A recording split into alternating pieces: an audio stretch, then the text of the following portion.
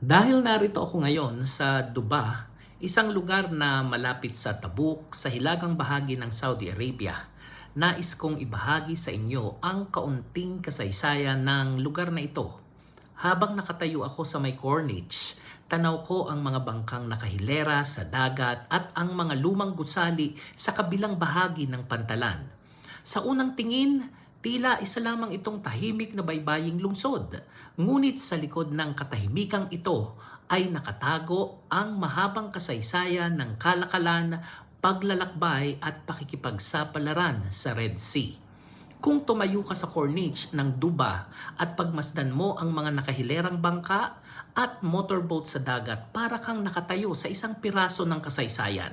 Hindi lamang ito simpleng harbor. Noon pa man, ito ay naging daanan ng mga mangangalakal, mga manlalakbay at maging ng mga barkong naglalayag sa sinaunang ruta ng kalakalan sa Red Sea.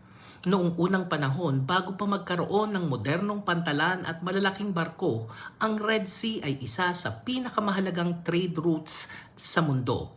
Dito dumaraan ang mga barkong nagdadala ng iba't ibang kalakal tulad ng spices, tela, kahoy at iba pang mahalagang produkto mula sa Africa at Egypt patungo sa Arabian Peninsula. Ang mga barko noon ay tinatawag na dhow o DHOW, dhow. Mga tradisyonal na bangkang kahoy na ginagamit ng mga Arabong mandaragat upang maglayag sa tulong ng hangin. Ang Dubai ay naging isang mahalagang hintuan ng mga barkong ito dahil sa natural nitong harbor. Tahimik ang tubig at ligtas na lugar para sa mga manlalayag. Dahil dito, nagsimulang magkaroon ng mga gusali sa paligid ng pantalan. Ang ilan sa mga lumang gusali na makikita pa rin ngayon sa tapat ng harbor ay dating nagsilbing mga tindahan, bodega ng kalakal at tirahan ng mga mangangalakal na dumaraan sa lugar. Sa loob ng maraming siglo, bago pa ang panahon ng eroplano, ang Red Sea ay naging daanan din ng mga pilgrims na naglalakbay patungong Makkah at Medina para sa Hajj. May mga barkong nagmumula sa Egypt at North Africa na dumadaan sa baybayin ng Arabia at ang mga maliliit na harbor tulad ng Dubai ay nagsisilbing pahingahan at hintuan ng mga manlalakbay. Ngunit hindi rin naging ligtas ang lahat ng paglalayag noon.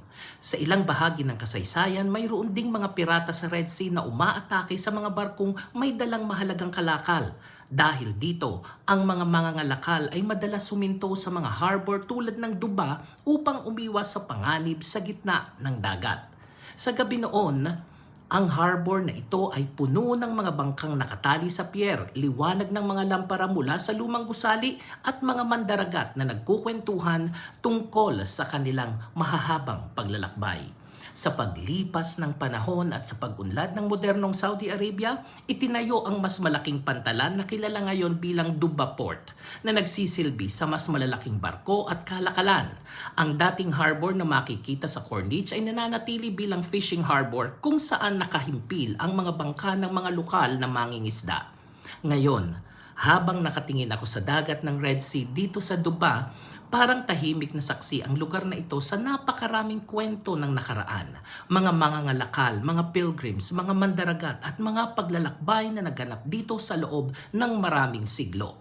At habang ang hangin mula sa dagat ay dumadampi sa baybayin, mararamdaman mo na ang Dubai ay hindi lamang isang simpleng baybaying lungsod. Ito ay isang lugar na may kasaysayan, isang tahimik na pahina ng kwento ng Red Sea.